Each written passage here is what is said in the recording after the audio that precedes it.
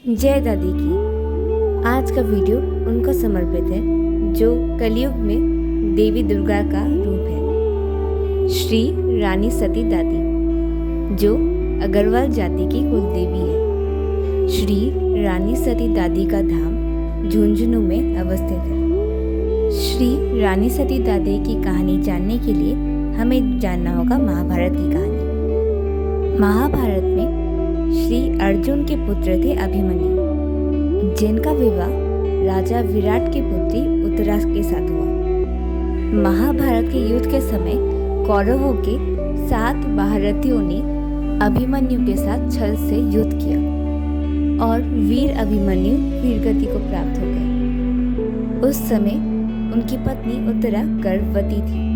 अपने पति की मृत्यु के विषय में सुनकर वे अपने पति के साथ अग्नि में समा जाना चाहती थी, पर उस समय गर्भवती उत्तरा को श्री कृष्ण ने रोक लिया, उन्हें ये याद दिलाकर कि उनके पेट में पांडवों का भविष्य है। साथ ही उन्होंने उत्तरा को ये आशीर्वाद दिया कि उनकी इच्छा कलयुग में पूरी होगी। कलयुग में वो नारायणी के नाम से जानी जाएगी और उनकी अपने पति के साथ भस्म होने की इच्छा पूरी होगी।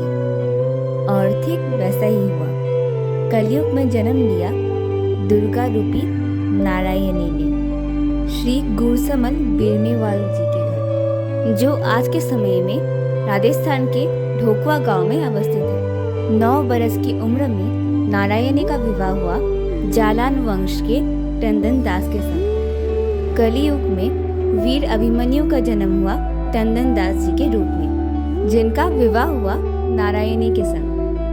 विवाह के 3 बरस बाद समय हो गया था नारायणी के गौने की। घुड़समल जी के घर आए टंडन दास जी नारायणी को लेने के लिए। नारायणी पालकी में अपने पति के संग जा रही थी अपने ससुराल। रास्ते में पड़ा एक जंगल भरा पहाड़ी मार्ग, जहाँ टंडन दास जी पे आक्रमण किया कई सारे सैनिकों ने। युद्ध के समय टंडन दास जी वीर गति को प्राप्त हो गए। नारायणी अपनी पालकी से बाहर आई और बाहर का दृश्य देख के क्रोधित हो गई। उस समय देवी दुर्गा ने उन्हें अपना त्रिशूल दिया और नारायणी माँ दुर्गा के त्रिशूल के संग सारे सैनिकों का अंत कर दिया।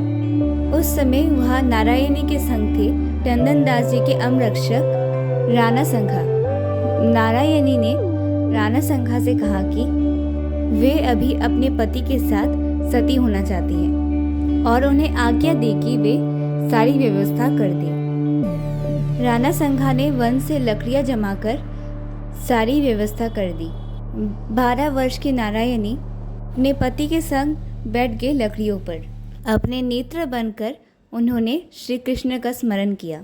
श्री कृष्ण की आज्ञा से हनुमान जी पहुंच गए नारायणी के पास और नारायणी को ओढ़ा दी चुनरी।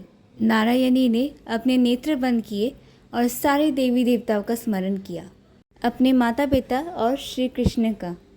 और देखते ही देखते नारायणी अपने पति के साथ भस्म हो गई।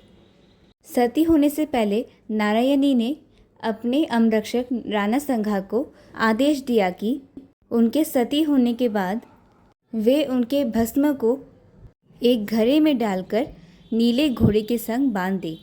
नीला घोड़ा जहाँ भी रुकेगा वह होगा नारायणी का धाम, और वो धाम आज के समय में झुंझुनू के नाम से जाना जाता है। श्री कृष्ण ने उत्तरा से कहा था कि कलयुग में वो सबका उद्धार करेंगी और रानी सती दादी के नाम से जानी जाएगी। आज के समय में उनके कई सारे भक्त हैं जो रानी सती दादी का आशीर्वाद पाने के लिए झुंझुनू आते हैं ताकि दादी उनका मंगल करे।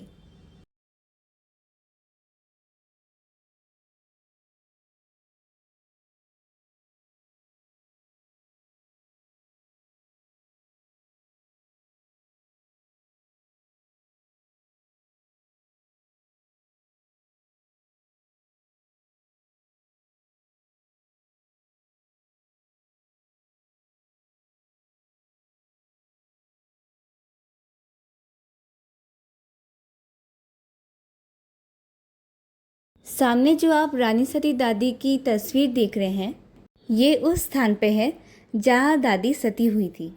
जी हाँ, ये वो पावन स्थान है जहाँ रानी सती दादी अपने पति तंदन दास के संग सती हुई थी।